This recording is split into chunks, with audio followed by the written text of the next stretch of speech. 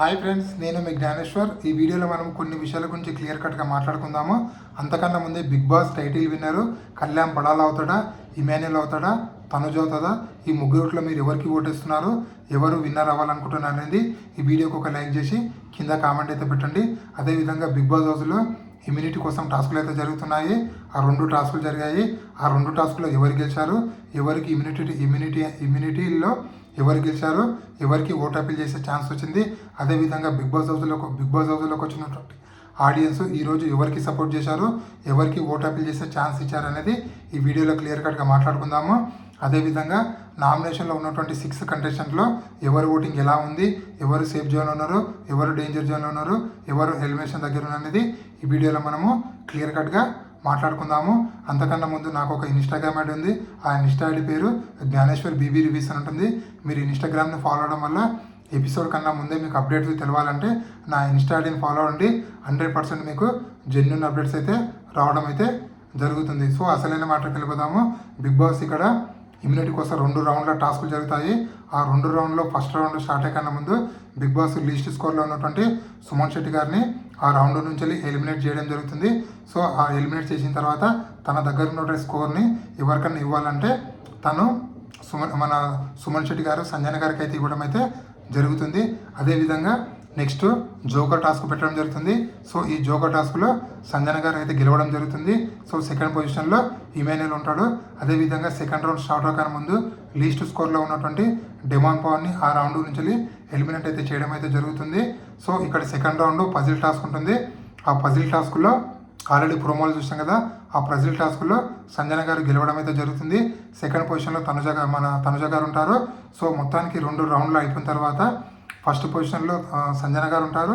Second పొజిషన్లో తనుజ గారు అయితే ఉండడం అయితే జరుగుతుంది. సో ఇక్కడ ఫస్ట్ పొజిషన్ సెకండ్ పొజిషన్లో ఉన్న ఇద్దరిని బిగ్ బాస్ మన గార్డెన్ ఏరియాకి పిలవడం జరుగుతుంది. అప్పుడు ఆల్రెడీ ఆడియన్స్ వచ్చి కూర్చొని ఉంటారు. సో బిగ్ బాస్ కొన్ని క్వశ్చన్లు అడగడం జరుగుతుంది. ఆ క్వశ్చన్కి తనుజ సంజన ఇద్దరు ఆన్సర్ ఇవ్వడం అయితే జరుగుతుంది. సో ఇప్పుడు ఆడియన్స్ మీరు ఎవరికి సపోర్ట్ చేయాలనుకుంటున్నారంటే మ్యాక్సిమం ఆడియన్స్ తనుజ గారికి సపోర్ట్ చేయడం అయితే జరుగుతుంది. ఇక్కడే బిగ్ బాస్ సంజన గారికి అన్యాయం చేశారని నాకైతే అనిపించింది. ఎందుకంటే ఆల్రెడీ నిన్ననే ఓట్ అప్పీల్ చేస్తే తనుజ గారికి రావడం జరిగింది కదా. సో తనుజానికి ఆల్రెడీ ఓట్ అప్పీల్ వచ్చింది. నువ్వు బిగ్ బాస్ హౌస్లో ఉండు, ఓన్లీ సంజన గారు ఒకరు బయటికి వెళ్ళి ఓట్ అప్పీల్ చేస్తారని చెప్పొచ్చు కదా. ఇక్కడ బిగ్ బాస్ అతి తెలివి ఉపయోగించి ఆడియన్స్ చేతులు పెట్టడం జరిగింది. సో ఆడియన్స్ ఇక్కడ మ్యాక్సిమం ఆడియన్స్ తనుజ ఫ్యాన్స్ ఉన్నారేమో. సో మళ్ళీ తనుజ గారికి ఛాన్స్ అయితే ఇవ్వడం జరిగింది. సో మినిమం బుద్ధి కామన్ సెన్స్ ఉన్న ఆడియన్స్ మినిమం ఆలోచన ఏం చేయాలి, సో నిన్ననే తనుజ గారికి ఛాన్స్ వచ్చింది కదా, సో మనం ఎందుకు ఛాన్స్ ఇవ్వాలి తనకు అని చెప్పి తనుజ గారికి ఛాన్స్ ఇవ్వకుండా 2 సార్లు గేమ్ ఆడి కష్టపడి గేమ్ ఆడుతున్నటువంటి సంజన గారికి ఛాన్స్ ఇవ్వకుండా తనుజ గారికి ఛాన్స్ ఇవ్వడం నాకు ఇక్కడ బిగ్ బాస్ కావాలని తనుజ గారికి ఫేవరిజం చేశారని చెప్పి నాకైతే అనిపిస్తుంది. మీకేమనిపిస్తుంది అని కింద కామెంట్ పెట్టండి.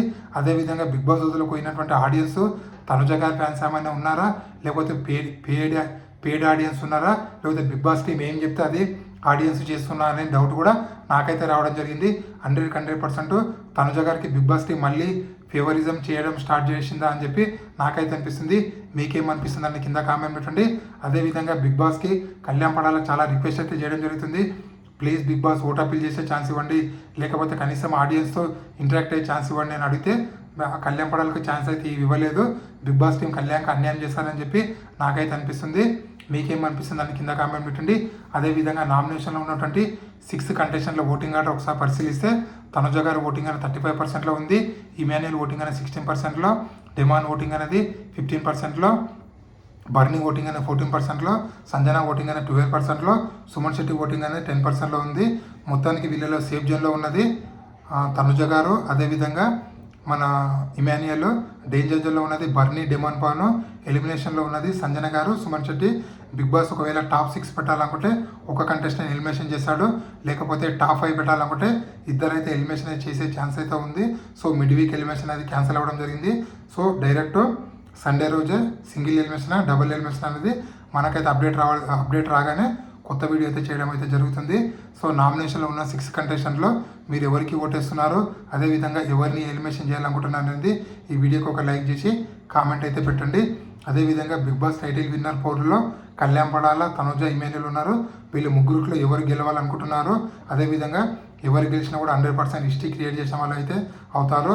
అది ఎలాగంటే కళ్యాణ్ గెలిస్తే కామన్ మ్యాన్ గెలిచినట్లు, తనుజ గెలిస్తే లేడీ కంటెస్టెంట్ గెలిచినట్లు, ఇమాన్యుల్ గెలిస్తే ఒక కమెడియన్ గెలిచినట్లు. మొత్తానికి ఇది ఇప్పటివరకు లేటెస్ట్ అప్డేట్. ఇలాంటి కొత్త కొత్త వీడియోలు ఎప్పుడప్పుడు తీస్తున్నాను. నా ఇన్స్టా ఐడిని ఫాలో అవ్వండి. ఒకవేళ నా వీడియో నచ్చినట్లయితే ప్లీజ్ నా ఛానల్ని అయితే సబ్స్క్రైబ్ అయితే చేసుకోండి. నేను మీ జ్ఞానేశ్వర్. జై హింద్.